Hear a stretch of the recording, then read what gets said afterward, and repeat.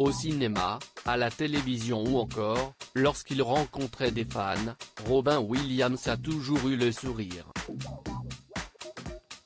Si le comédien était très apprécié du public, il s'est suicidé il y a plus de 6 ans.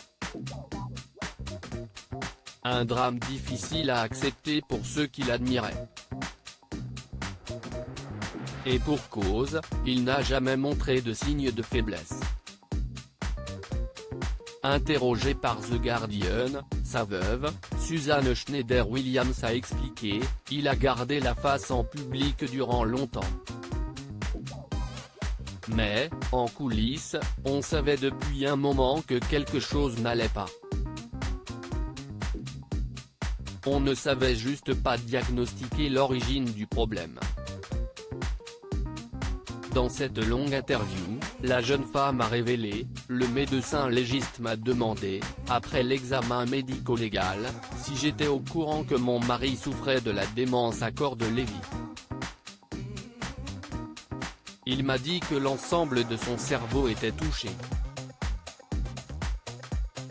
Je ne savais même pas encore de quoi il s'agissait. Mais cela ne m'a pas étonné. L'idée que quelque chose avait pris possession des pensées de mon mari éclaircissait en fait beaucoup de choses. Durant les derniers mois de sa vie, Robin Williams n'était plus le même. Les médecins n'avaient pas encore repéré la démence à corps de Lévy. Il avait reçu un diagnostic lourd malgré tout, la maladie de Parkinson. Mais parce que les patients Parkinson souffrent de symptômes similaires.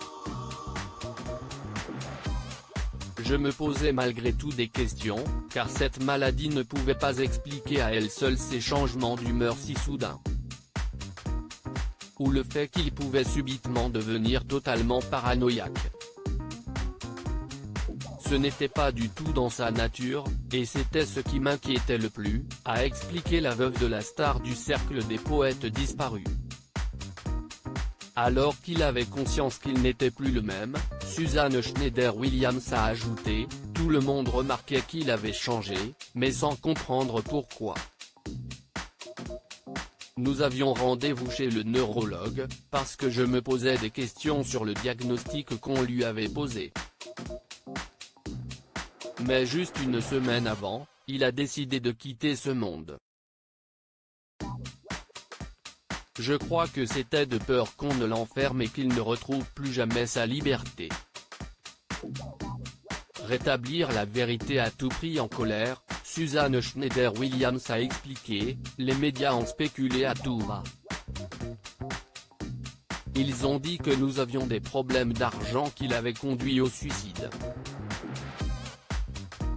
Qu'il était dépressif. Qu'il était alcoolique et drogué. Si est surtout cette dernière rumeur qui me met en colère.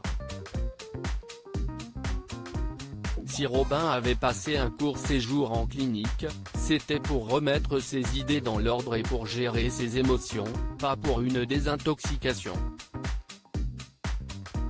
À sa mort, cela faisait 8 ans qu'il n'avait plus touché un verre d'alcool. Il n'était donc pas alcoolique, si est son cerveau qui était en vrac. Alors qu'elle a réalisé un documentaire sur les derniers mois de vie de son mari, intitulé Robin Wish, la jeune femme a ajouté, nous y montrons pour la première fois ce à quoi ressemblait la fin de sa vie. Ainsi, j'espère aider les gens à reconnaître les symptômes de la maladie chez leurs proches.